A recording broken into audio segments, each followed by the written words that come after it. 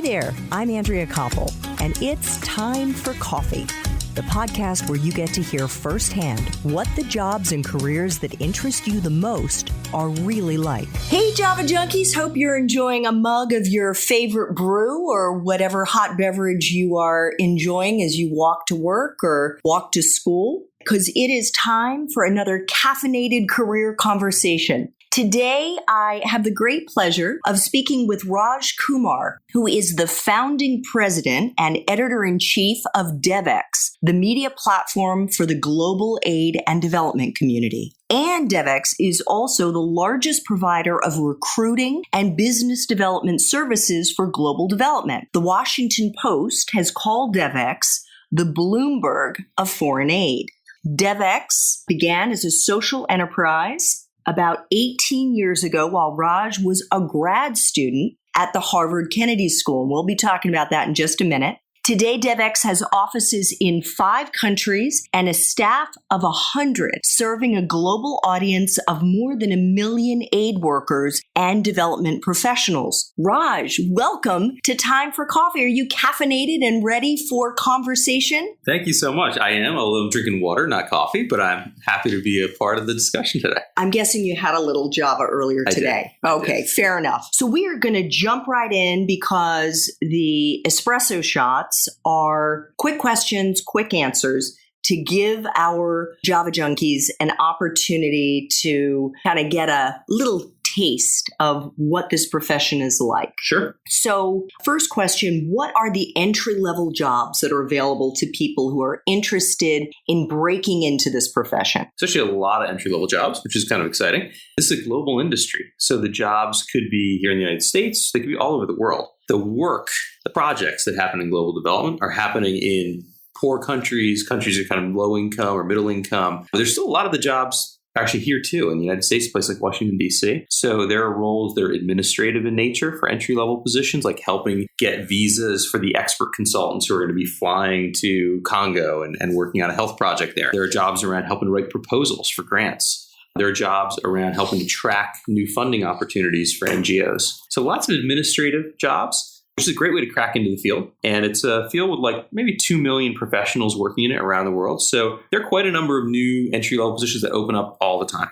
Fantastic. What is a useful skill or skills that you look for in the people that you hire here at Devex? I think self-awareness is really important. Knowing what you want and knowing what you're good at, knowing where you're not as strong and being willing to work on that. So I think if you've got a strong sense of self-awareness, there's so many kinds of jobs. Here at Devex, we're actually 150 people now. So there's a lot of different kinds of roles here. And the main thing is just knowing enough about yourself to know where you'll fit in and where you can grow.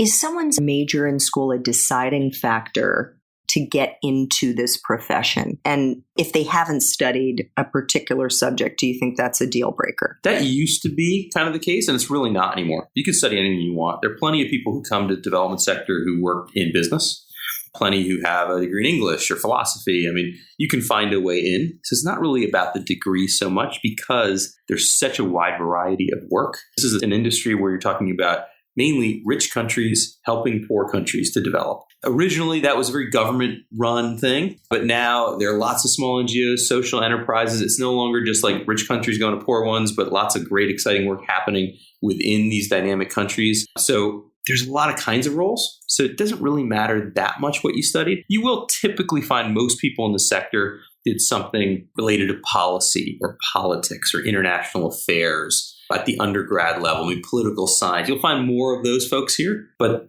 it's not like if you studied something else, you can't break in. You absolutely can. What about graduate degree?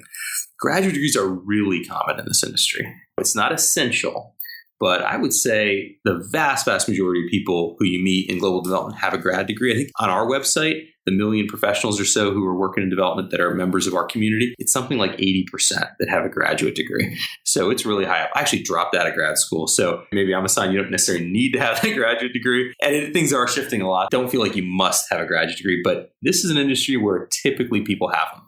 What about life experiences? Based on the many years now that you've spent both as an entrepreneur in this industry and also an observer, what do you think are some of the skills and life experiences that are more useful? I think one is having an international mindset. And that can be a challenging barrier for people. Like if you haven't had the chance to study abroad or you haven't traveled abroad, that can be a real barrier for cracking into this industry. Because if you're going up against other candidates for a role and they have spent time overseas, and again, overseas meaning not visiting Italy with your parents or something, but actually like having spent time in Sub-Saharan Africa or in Southeast Asia or the places where this kind of work is happening, it's kind of hard to have a job in this field if you don't really understand what the work really is and what these places are like, the challenges people who live there are facing. So that can be pretty important. And again, a lot of people who are working in this field more and more are actually coming from those countries themselves. So they have that experience and it's a different story. But if you're an American or European, having an international experience, international mindset can be really valuable. What is the best part for you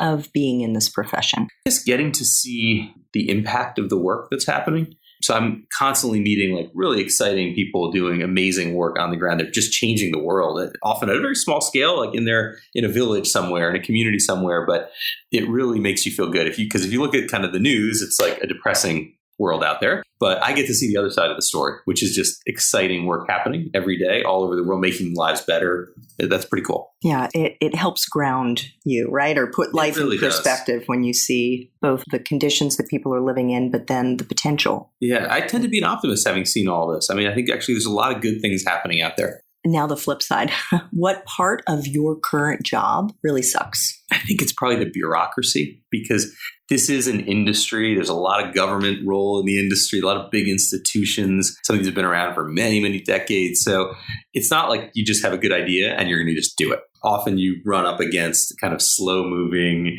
institutions, long processes.